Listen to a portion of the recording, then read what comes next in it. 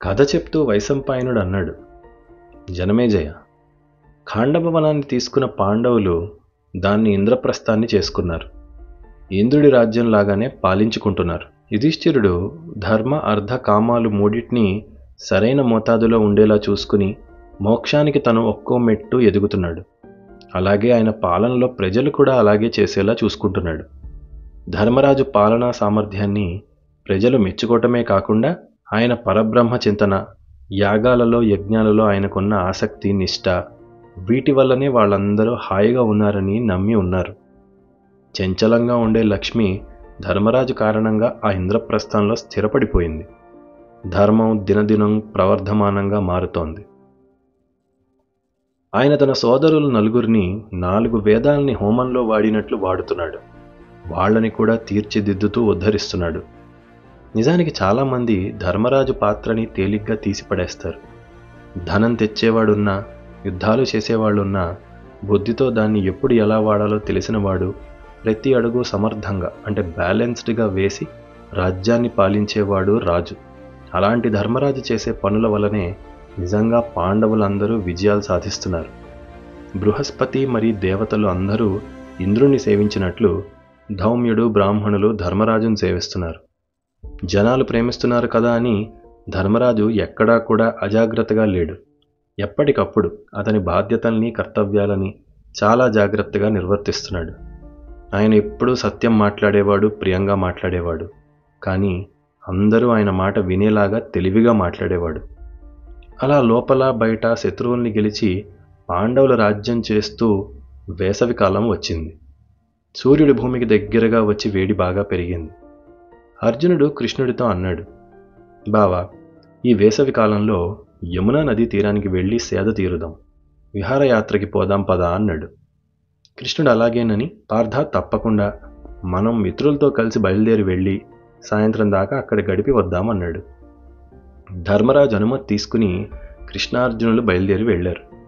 ఆ యమునా నది దగ్గర చిన్న పెద్ద భవనాలు తెల్లగా మెరిసిపోతూ ఎంతో అందంగా ఉండి, నదికి అటూ ఇటూ అందంగా నిర్మించబడిన నగరాన్ని చూసి కృష్ణుడు చాలా సరదా పడుతూ అన్నాడు. వాళ్ళిద్దరూ స్నేహితులతో కలిసి యమునా నదిలో దిగి జలక్రీడల్లో సేద తీరారు. ద్రౌపది, సుభద్ర కూడా అక్కడ ఉండి సరదాగా కాలం గడుపుతున్నారు. వాళ్ళని చూడటానికి వచ్చిన ప్రజలకి కానుకలు అవి ఇచ్చారు. వాళ్ళ కోసం కొంతమంది సంతోషంగా నృత్యం చేశారు, కొంతమంది పాటలు పాడారు. స్త్రీలు ఆ కృష్ణార్జునుల్ని చూడాలని ఎగబడి వచ్చి గుంపులలో చూడసాగారు. ఒకరినొకరు తోసుకుంటూ గొడవ పడుతూ వాళ్లలో వాళ్లే కృష్ణుడు నాకు, అర్జునుడు నాకు అని పోటీలు పడ్డారు. కాస్త పెద్దవారు, ఆడవారు మంత్రాంగం మాట్లాడుకున్నారు, రాజకీయాలు చెప్పుకున్నారు. కృష్ణుడు ఇలా అట కదా, అర్జునుడు అలా అట కదా అని ద్రౌపది, సుభద్రల గురించి కూడా గుసగుసలాడుకుంటున్నారు. సెలబ్రిటీస్ అంటే అంతే కదా మరి. ఇక మరీ జనం ఎక్కువ గుమ్ముగూడుతుంటేసరికి కృష్ణార్జునులు ఇద్దరే పక్కన సమీపంలో ఒక ప్రశాంతమైన ప్రదేశానికి వెళ్ళారు. మిగతా వాళ్ళు అక్కడ సంగీతాన్ని, నృత్యాలని ఆనందిస్తూ ఉండిపోయారు. ఇద్దరూ మళ్ళీ ఎప్పట్లాగా ఏవేవో కబుర్లు చెప్పుకుంటూ నవ్వుకుంటూ సమయం తెలియకుండా గడుపుతున్నారు. అప్పుడు అక్కడికి ఒక బ్రాహ్మణుడు వచ్చాడు. ఒక పెద్ద మద్ది చెట్టులాగా పొడుగ్గా ఉన్న బ్రాహ్మణుడు మెరిసే బంగారపు రంగులో ఉన్నాడు. నీలం, ఎరుపు రంగులలో అతని అవయవాలు మెరుస్తున్నాయి. తెల్లవారి సూర్యకాంతిలాగా ఉన్న అతను జటలు కట్టిన జుట్టుతో పట్టుబట్టలు వేసుకుని ఉన్నాడు. ఆ బ్రాహ్మణుడు దగ్గరికి రాగానే కృష్ణార్జునులిద్దరూ లేచి స్వాగతం చెప్పారు, కూర్చోపెట్టారు. కాస్త పలకరింపులు, మర్యాదలు అయ్యాక వచ్చిన పని ఏంటని అడిగారు.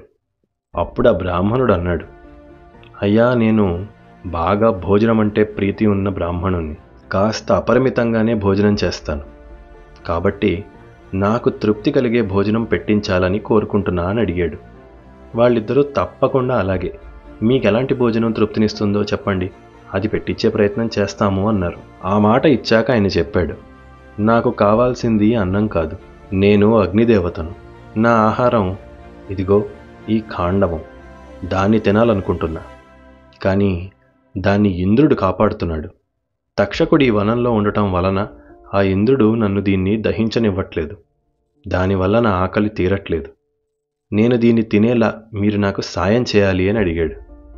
మీరు ఇంద్రుని వానలు కురిపించకుండా ఆపితే ఈ వనాన్ని నేను దహించేస్తా అన్నాడు. కథ వింటున్న జనమేజయుడు కథ మధ్యలో అందరికీ వచ్చిన అనుమానమే ఆపి అడిగాడు, అసలు అగ్ని ఎందుకు ఆ వనాన్ని దహిద్దాం అనుకుంటున్నాడు? వైశంపాయనుడు చెప్పాడు, హో అద్దా, ఇది చాలామంది ఋషుల దగ్గర నేను విన్న కథ. చెప్తాను, శ్రద్ధగా విను. పూర్వం శ్వేతకి అన్న రాజుండేవాడు. ఆయన చాలా గొప్ప పేరున్న రాజు. మహాదానశీలి, బుద్ధిమంతుడు, యజ్ఞకర్త.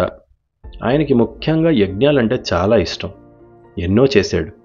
ప్రతిరోజు ఏదొక యజ్ఞం చేద్దామనే ఉంటాడు. ఆయన చేసే యాగాలకి ఋత్విక్కులకి పొగలతో కళ్ళు పోయేలా ఉన్నాయి. దీర్ఘకాలం ఆ యాగాలు చేసి చేసి అందరూ ఆ రాజుని రాజ్యాన్ని వదిలి తప్పించుకుని వెళ్ళిపోయారు. కళ్ళు పోతున్నాయి అన్న కారణంగా ఆ రాజు ఎంత పిలిచినా వారిక మళ్ళీ మా వల్ల కాదనేశారు. ఆయనకొకనాడు ఎందుకో 100 ఏళ్లు చేసే యాగం ఒకటి మొదలు పెట్టాలి అనిపించింది. ఆలోచన వస్తే సరిపోతుందా? అది చేసేవాళ్ళు ఉండాలిగా. లేరు. ఎంత ప్రయత్నించినా ఎవ్వరూ దొరకలేదు.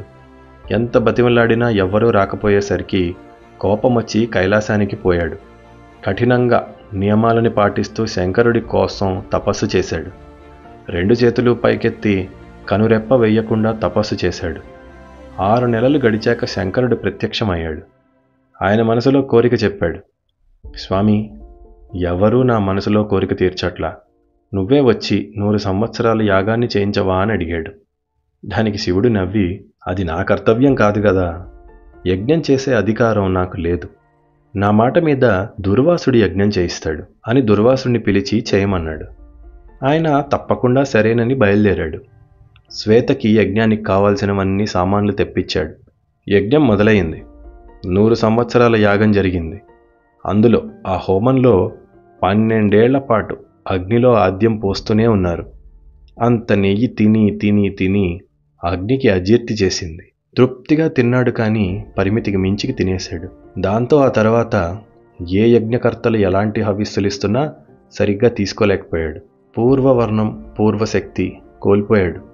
మానసికంగా, శారీరకంగా కూడా హవిస్సుల్ని దేవతలకి చేరవేయటం చాలా కష్టమైపోయింది.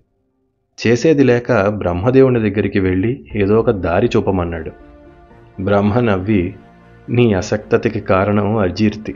పూర్వం దేవతల కోసం నీవే ఖాండవం అనే వనాన్ని దహించి వేశావు. ఇప్పుడు మళ్ళీ అదొక పెద్ద దట్టమైన వనంగా ఏర్పడింది.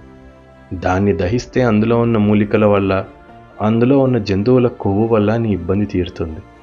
వెళ్ళి దాన్ని దహించని చెప్పాడు. అగ్ని అలాగే చేశాడు. కానీ అక్కడ ఉన్న ఏనుగులు నీటితో, జంతువులు మట్టితో ఆ అగ్నిని ఆర్పేశాయి. ఎక్కడికక్కడ ఆ వనం అగ్నిమయం కాకుండా అందులో ఉండే ఎన్నో జీవాలు అడ్డుపడ్డాయి. 7 సార్లు ప్రయత్నించాడు, కానీ ప్రతిసారి ఏదో ఒక రకంగా పెద్ద అడవి కాలకుండా అగ్ని ఇబ్బంది తీరకుండా పోయింది. మళ్ళీ చేసేది లేక బ్రహ్మ దగ్గరికి వెళ్ళి అడిగితే ఆయన అన్నాడు, కొంతకాలం నువ్వు ఆగవయ్యా, సరైన సమయం వచ్చినప్పుడు నేనే నీకు చెప్తాను అని పంపాడు. మరి ఆ సమయం ఎప్పుడొచ్చింది? ఎలా వచ్చింది? తర్వాత కథ ప్రకారం కృష్ణార్జునులు ఏం చేశారు, ఎలా చేశారు? ఖాండవ వన దహన రహస్యాన్ని నెక్స్ట్ ఎపిసోడ్లో వినండి.